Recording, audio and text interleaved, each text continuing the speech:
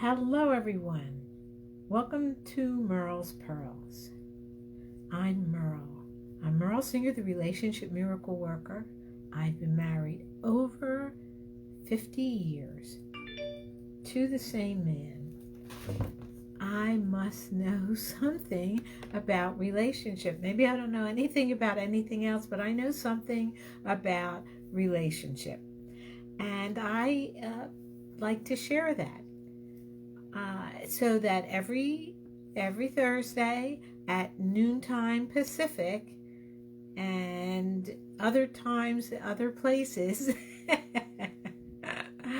I take one topic that has something to do with relationship and I discuss it. Now, if you catch me live,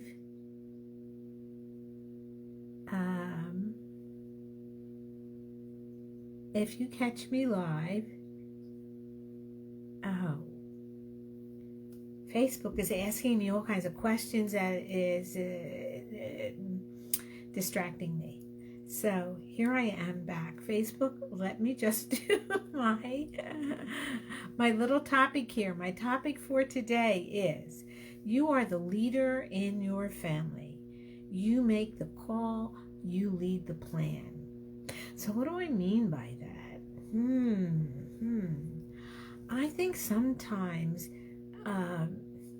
when we get involved in family, whether that family is just a partner, whether that family is just your parents and siblings, whatever piece of family it is, a lot of times we feel like, oh, well, I'm just the kid.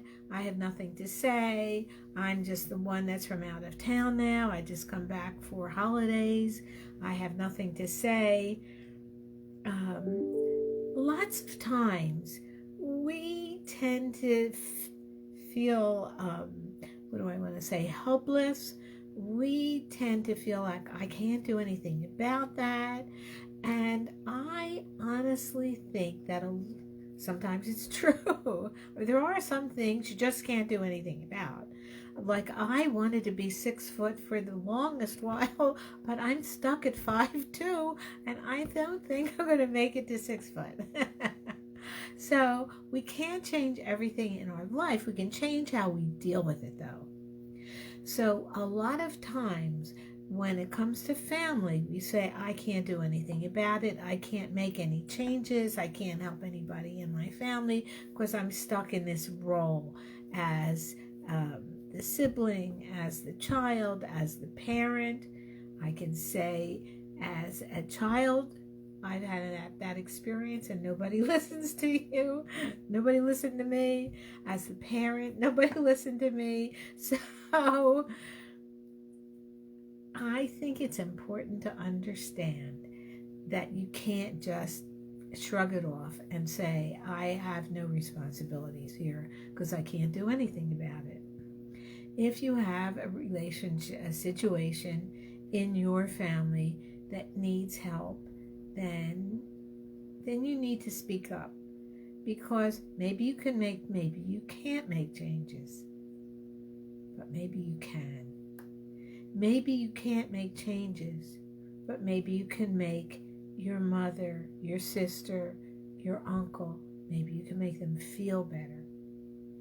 So I think it's really important to not just say, oh, well, I just have this role in my family and that's it. There's nothing I can contribute original. There's no leading that I can take. There's no direction I can lead anybody in. There's no ideas I can contribute original and new to this family, because they won't listen to me because of this, because of that, because whatever it is. Hi, Anita. And I think it's really important to understand that you have the ability to lead in every situation and in every group that you are in. But you have to understand that sometimes you lead from in front, Sometimes you lead from behind. Sometimes people say, oh, yeah, you're right. And sometimes people don't say anything. Sometimes they say you're wrong. But it doesn't mean that tomorrow, the next day, they're thinking, could be. Maybe she's right. And this is what I give you as evidence that that's true, because you have got to tell me that there are times when you have listened to somebody else and said, oh, that's ridiculous, and then come back the next day, the next year, the next decade, and said, oh my gosh, she was right. You have got to have said that about your mother or father. There are some things that they were right about. And that's true of you as well. So you can't give up. You can't say, oh, well, here I am. I'm meaningless. That's not true. You can be the leader in your family. You can make the calls. You can make suggestions. And you can help everyone create a plan. It doesn't have to be all you, but it has to be you contributing. It has to be you believing in your value in this group. If you believe in the value of yourself in this group, you are much more likely able to have them believe in your value in this group. And that's leadership. That's leadership. And it shows you're responsible, and it gives you value, and it makes you feel good yourself, because you understand that you are contributing to what's going on in this group. I should have a story to tell to explain this.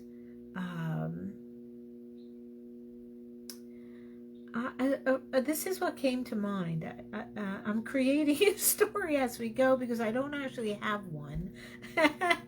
But somehow I'm thinking about soldiers that come back after deployment, and we think about them needing help, and sometimes they do, but even those that do, and the many that don't, come into a family. It may be their own family with children. It may be come home to mom and dad.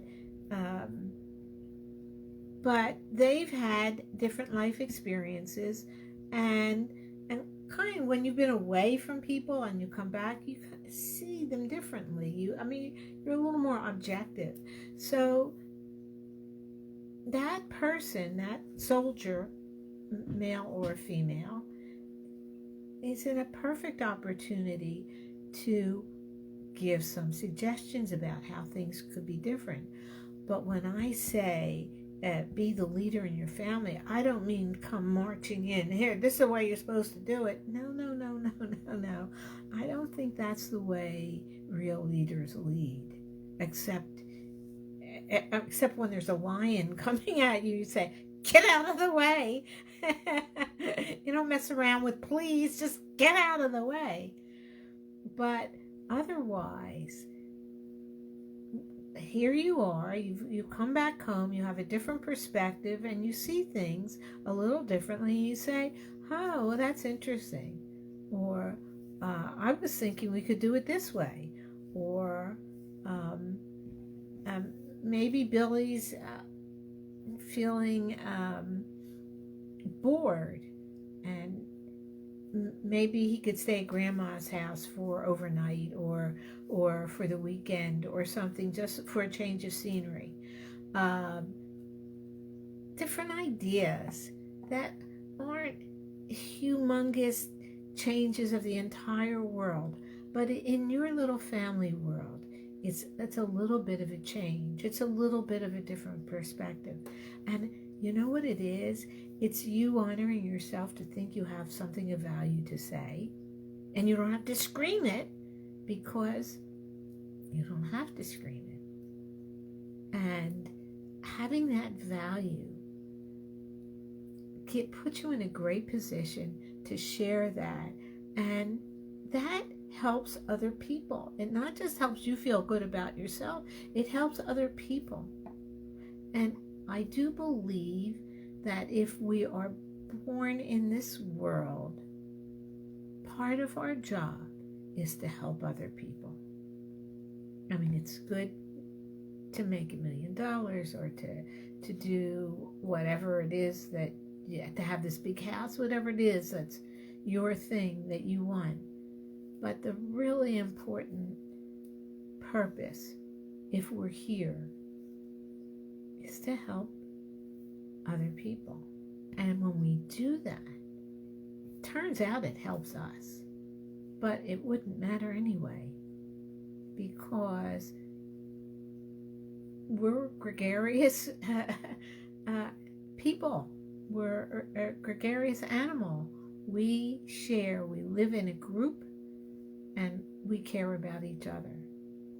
I seem to have been getting off on that today. That's, I guess, with the new COVID coming, and people wearing masks and people not wearing masks, and people worrying about, does the vaccine work or doesn't it work, and how all of us impact every one of us, and how what somebody does over here makes a difference to us over here. That it makes a difference. We're stuck with each other. That's it. We're stuck with each other. So, use it. Make it work. It gives you something to do, is to be helpful to other people. You get it back. And even if you don't, it just makes the world around you a nicer place to be in. That's my Merle's Pearls for the day. So come back at next Thursday. Maybe I'll be less philosophical. Maybe I'll be more philosophical. I don't know. And don't forget, Patty Negri, and I have our class, The Magic and Science of Love. If you're single and are looking for love, our course is the answer. It's only $75 for three Mondays, the last 3 Mondays in January. We've had really good results, and people feel better about themselves. That's the first thing. When I hear testimonials, it's not just people talking to me about what they got out of it. It really makes me feel good to see that